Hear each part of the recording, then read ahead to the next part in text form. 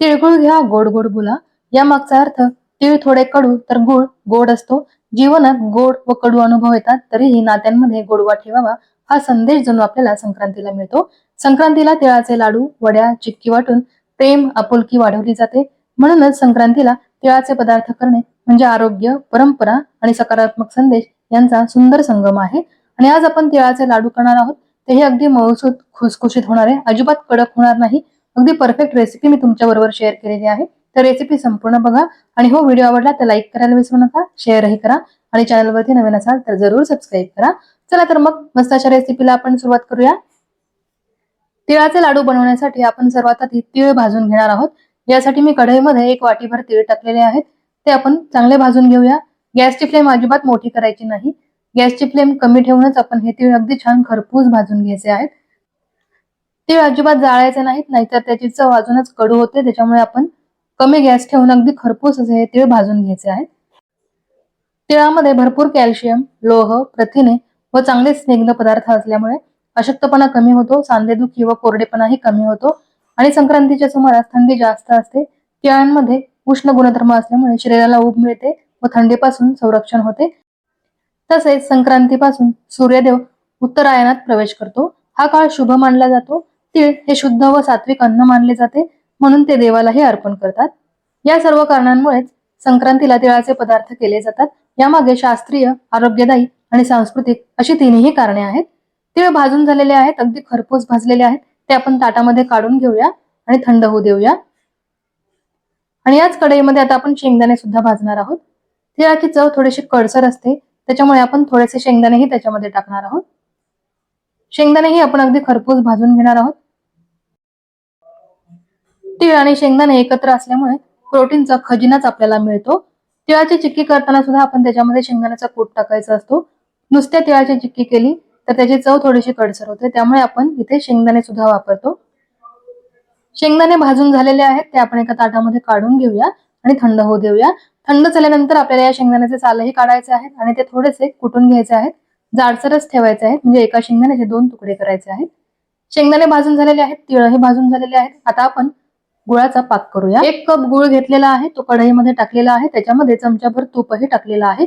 या गुळाचा पाक करून घ्यायचा आहे आपल्याला. पाक जास्त कडक करायचा नाही, नाहीतर लाडू सुद्धा अगदी कडक होतात.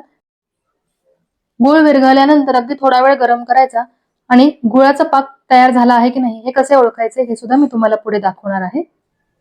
गुळाचा पाकच अगदी परफेक्ट झाला पाहिजे, तरच लाडू सुद्धा छान होतात. त्याचबरोबर चिक्की सुद्धा अगदी चांगली होते. त्याच्यामुळे पाकावर जास्त लक्ष ठेवायचं.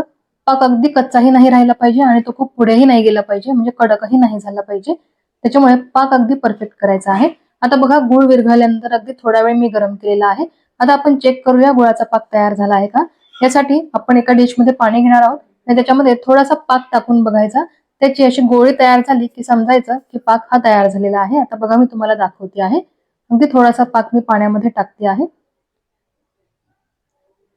आता आपण तो एका जागी करून बघूया आणि अशी गोळी तयार व्हायला पाहिजे. बघा, अशा पद्धतीची.